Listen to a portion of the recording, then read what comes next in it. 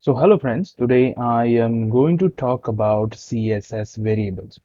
So I'll explain the two types that are basically there. One is the global, another one is local, with all the example that you actually need.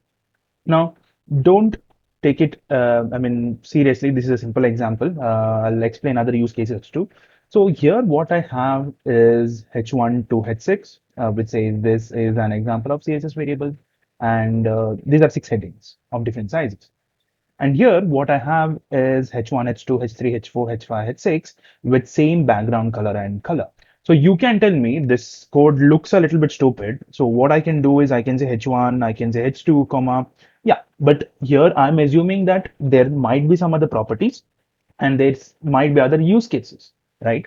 So that is the reason I've taken this example just for demonstration purposes. Now, what I'm going to do is you can see this on the screen. Let me show you that this looks ugly. I know it. So this is an example of CSS variables. Simple.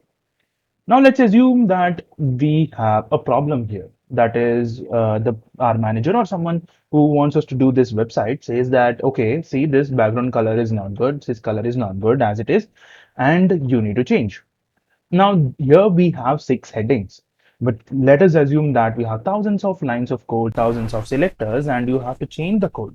Okay, 1,000 might be a small number, but in a code base, there will be more than 10,000 or something like that. So it's going to be a serious problem wherein you don't know what to do, and each and every line you have to do this. You have to go there personally and do the changes, right? You can use the powers of IDE, but that is not a good way to do it. So what to do in those cases? See, most of the websites have this thing called as variables. Okay, what they do is in order to maintain the color of the entire website, they do something called as they declare something called as CSS variables, which we'll learn in a second. So how they do it and why they do it, I'll explain as we go in this video. So first things first, what we'll be basically doing is we'll say root. Okay, so root is the main element, that is the basically the root of the HTML document, and I'm going to declare some variables over here. So first one, let's say, look at the syntax. Basically it will be hyphen hyphen variable name. Okay, so variable name and property, variable, sorry, variable name. Most of the time we use camel case, and the property.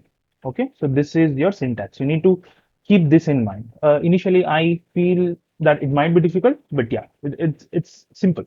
So what will be the variable name? See, most of the time we have a color combination saying that on the website we want our primary color or the main color to be red, secondary color to be white, and then there will be some other options as well, like the nth color and things like that. So here, simple thing, what I'll do is I'll say background or BG color. Left up to you, can name it whatever you want, and I'll say black.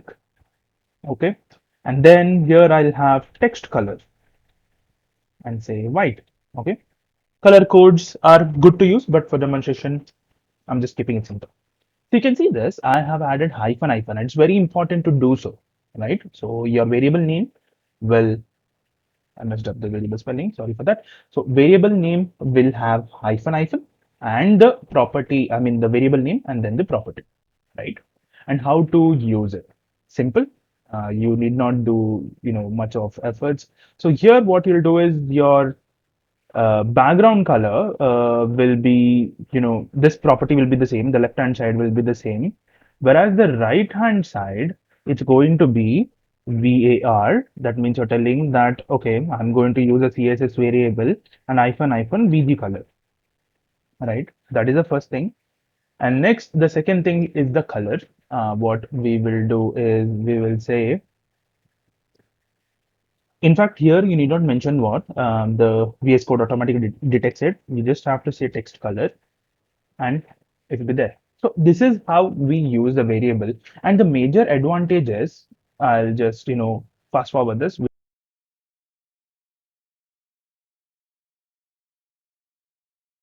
So here you can see that things are fairly same.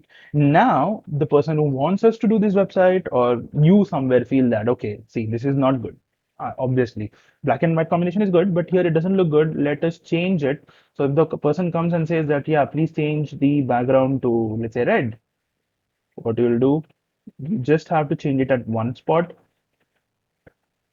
here like this, and that is it. You change it all the different places. You have thousands, 10,000, lakhs of lines of code in your CSS. It doesn't really matter. You just have to change it one place, and each and every place will be changed. So this is about, this is a simple example. I understand that this is not a big deal, but this is a simple example of how you can use the root of the global CSS variables. Now there is something called as local CSS variable. So in the local CSS variable, we have a limited use case, and I don't prefer it usually. I have rarely used it, but I'll tell you how it works. It's simple. Okay. I'll keep this as it is. Do not get confused. I'll just say that I have a dev, or I can simply mention dot. As you know, there is a shortcut. So I'll say outer dev, some fancy name. You need not follow this convention. Then I have p dot inner, don't know, para, something like this, right?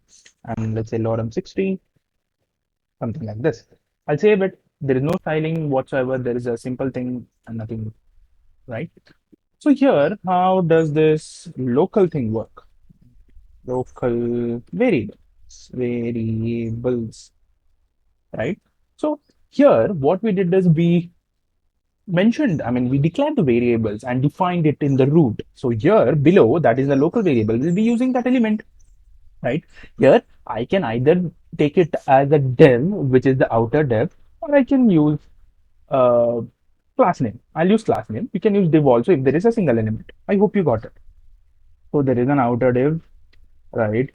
So in this outer div, whatever we have is we have to just declare stuff. So I'll say, let me just do, I don't know, let me just think how this can work. I'll say primary blue, okay?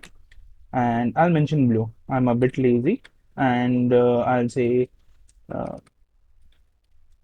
I really don't know. Maybe I'll say main transition, or let's say main spacing, which I want to mention as which I want to dedicate to letter spacing. And main spacing, how much can I keep? Let me just see. I think I can go for 5 px, looks a bit odd, but that is completely fine. And then what I'll do is I'll go for dot inner para. Inner para is something that was there, if you remember, inside this outer div, right? So inner para is there inside this outer div. And here, what will happen is inside the inner para, I can directly use it. Okay. So um, I'll say, I don't know, colors or background color will be hyphen primary blue, right? And my letter spacing will be hyphen main spacing, right? Let's see how this looks. Go back, check. Looks really dirty, but this is how we use it. Now there is an advantage and there is a disadvantage to this. I wouldn't really call it as an advantage, but what you can do is here in the, let's say I want to add color. Since this is a local variable, I have access to global variables, right? So the global variable is available throughout the file. So I don't have any issues. For example, color will be, I'll use this text color, right? I can use this text color. There's no harm. See, I can use global things. But here outside the inner para, like for example, let us say that I want to change, right? I want to change. Here I want to uh, uh, I want to change my background to, or letter spacing to main spacing, for example. I can go letter spacing and I can do main spacing. I can do this whole day, but nothing will happen. This is because this is the thing. There are no changes. This is because the local variables are not present in the global scope. So there are two things. But the other way around, the global variables that I have in the root is available everywhere inside the local variables. This is what I did. I used it, right? So this is about the local and global variables. I hope you got it. I hope you enjoyed the video. Subscribe to our channel. And thank you so much. See you in the next video.